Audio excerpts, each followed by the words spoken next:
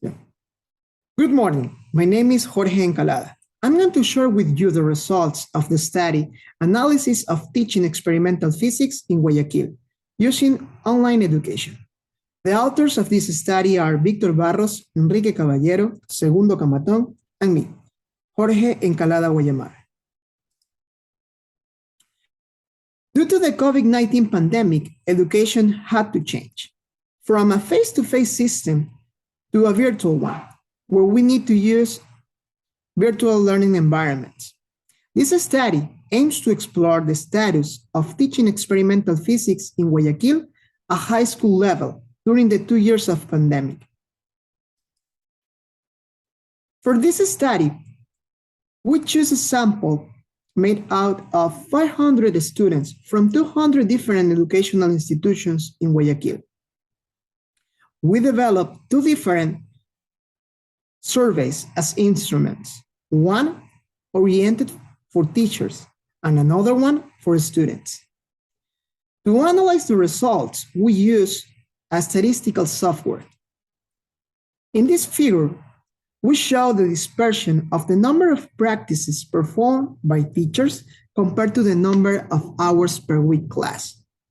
In this graphic, we could see that we have an optimal number of hours per week in which a teacher can plan physics practices ranges between 20 and 30 hours per week of class.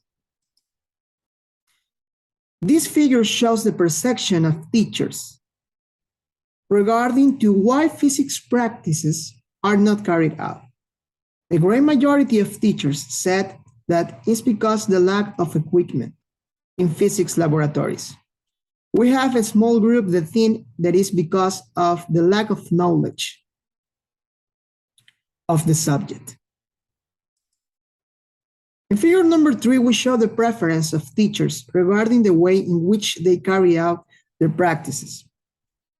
The 83% of the teachers said that they prefer to do it in a real way. This means in a face-to-face system instead of a virtual one. The main conclusions of our study show that the current status of teaching experimental physics is alarming. As can be seen in the results presented, it is common for this subject to be taught only theoretically.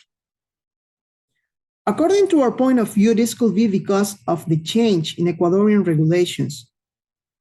For example, the law of education in Ecuador was reformed in 2011. This made us to change from a baccalaureate where we used to have specializations to a different one where we have only one unified baccalaureate. This means that the number of hours of physics were reduced from 6 hours per week to 3 hours per week. Also, the subject of physics became a common subject.